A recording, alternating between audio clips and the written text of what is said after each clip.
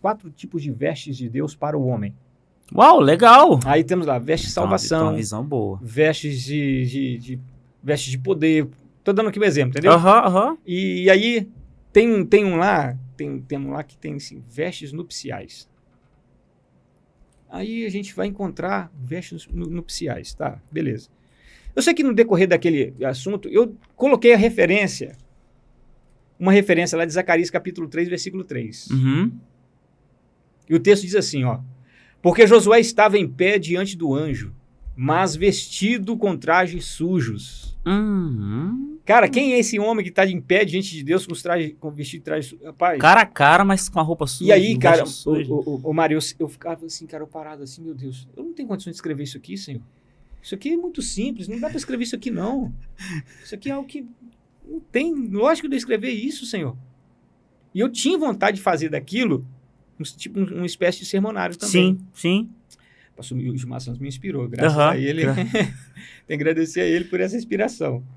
E aquilo me inspirou, mas eu falei assim, mas não tem condições de escrever, esboçar isso. E as mensagens do livro do pastor Gilmar Santos, assim, é o esqueleto. Sim.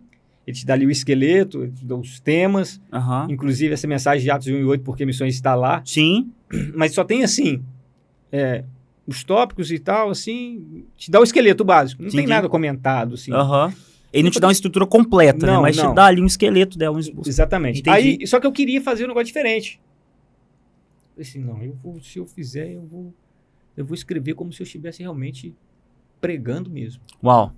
Que aí ela fica completa. A pessoa consegue acompanhar meu raciocínio, a minha visão. A visão que Deus tem me dado a respeito de determinado assunto. Quando eu cheguei nesse assunto aqui, eu não entendi.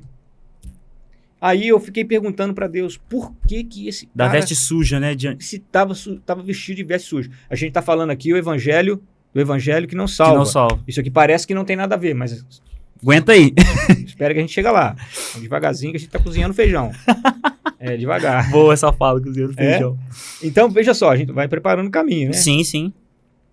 E aí, veja só, eu não tinha, cara, essa resposta, sabe? Rapaz, pessoal, demorou 26 anos para eu descobrir isso.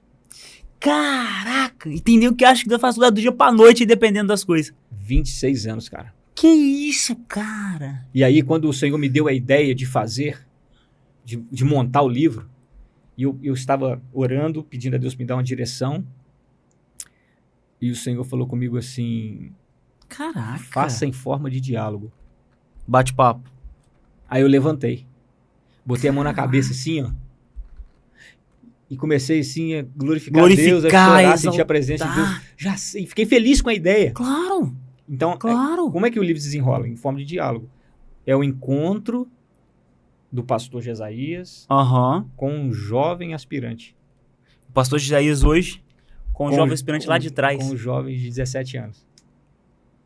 Mentalidade amadureceu, evoluiu. Exatamente. A visão. Aí a gente senta, a gente tá aqui sentado na mesa, e eu encontro com ele, né? E ele tá lá esboçando, e eu chego e pergunto, e aí o que você tá fazendo? Ele vai me responder. Que legal. Tô esboçando aqui uma mensagem e tal, mas qual que é a palavra? É isso. Aí sabe, desenrola assim. Cara, tem uma dinâmica legal nessa forma assim do leitor, né? Cara, que vê isso. E tá muito assim, cara, tá ficando muito legal, porque a pessoa que lê o conteúdo, ela percebe a evolução. Sim. Como é que a gente consegue crescer na graça. Entendi. E também no conhecimento, porque a gente só quer crescer na graça. E não vai, né? Então, você precisa conhecer conhecimento também. Porque deixa eu dizer um negócio para vocês.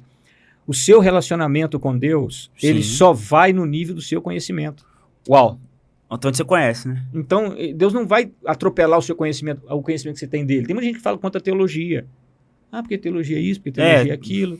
Então, isso interfere no seu conhecimento a respeito de Deus. Como a teologia enriqueceu minha vida com Deus, pastor. Então, as pessoas elas querem ficar só no sobrenatural. Né? De revelação, de visão, de essa profecia. Espiritualidade. Exatamente. E elas atribuem isso a uma... elas atribuem isso a um extremo que gera uma falsa religiosidade. Uau. Porque só é ela que está certa. Uau.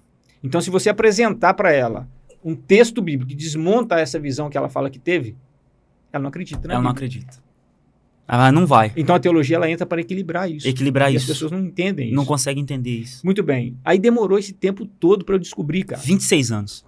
Caramba. Porque eu estava diante daquela pergunta, eu estava diante daquele esboço de novo, e eu já Aham. tinha me feito essa pergunta Aham, lá aham. em 97. Sim. Por que esse cara tá de veste sujo? Mas eu não tive essa resposta. Não, Não teve esse entendimento Ó, na isso época. aqui é a primeira mão, tá? Não tem no Google, não. Você pode procurar que você não acha, não. É pérola. É pérola, cara. Mas tá aqui. É bíblico. Não tirei. Tá aqui da palavra, né? Sim. Não tenho uma ideia, não. E aí eu fui estudar, cara. Eu fui ler. Fui ler e descobri por que esse cara tá vestido de vestes sujas. E aí que entra essa questão do endeusamento do amor. Uau. Tornando o amor um Deus. Exatamente. Aí, Uau. para que vocês entendam essa visão, vocês precisam acompanhar comigo aí na sua Bíblia e ir comigo para Esdras. Esdras, capítulo de número 10. Esdras, capítulo de número 10, cara. No capítulo de número 9 de Esdras, versículo 1, o texto diz assim: você sabe que Zacarias, Ageu, eles foram profetas pós-exílicos. Então, Sim, eles estão sim, profetizando pós-exílico. logo depois que Sim. o templo estava construído, isso está Sim, acontecendo. sim. Muito Aham. Aí Esdras, ele é um dos caras que volta do exílio e trabalha, né, também na reconstrução do templo, toda essa estrutura. Então, eles estão... Veja o que está acontecendo. Uhum. Ele diz assim: cumprindo-se essas coisas, aproximaram-se de mim os príncipes do povo, dizendo: o povo de Israel, os sacerdotes, os levitas, olha aí, Uhum.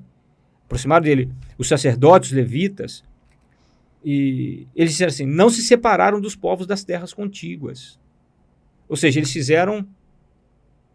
se misturaram com os povos. Sim. Então, Teve uma mistura ali da galera, uma né? miscigenação. Não ficou separado, ficou miscigenado. Eles se casaram com os povos. Então, aquela linhagem messiânica, ela estava sendo comprometida. Começou a ser diluída ali, né? Porque não tá mais original, no caso. A pureza da linhagem messiânica. Por que está diluída? Porque está interferindo na promessa de Gênesis 3 e 15. Caraca.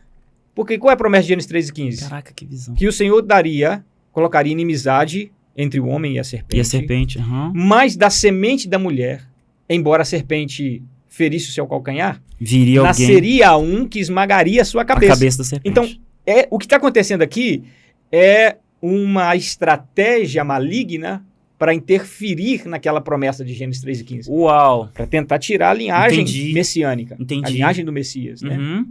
Então, Deixa eu tirar o rumo da promessa aqui, lá então de está trás. havendo mistura. Deixa eu dizer um Caraca. negócio.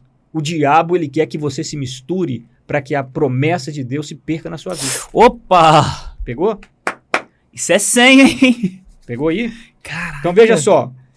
O povo de Israel e os sacerdotes, os levitas, não se separaram dos povos das terras contíguas e fazem conforme as suas abominações, ou seja, conforme os cananeus, os hititas, os ferezeus, os jebuseus, os amonitas, os moabitas, os egípcios, os amorreus, porque tomaram, isso aqui que está a chave do versículo, do texto, porque tomaram das suas filhas para si e para os seus filhos, Uhum. de modo que a linhagem santa se mistura com os povos dessa terra. Tá falando da mistura aí. E até as mãos dos príncipes e dos mais altos dignatários, que aqui está falando dos sacerdotes, Aham. foram as primeiras a cometer esta transgressão. Caraca. E aí, cara, eu descobri que esse Josué aqui, do capítulo 3 de Zacarias, Sim.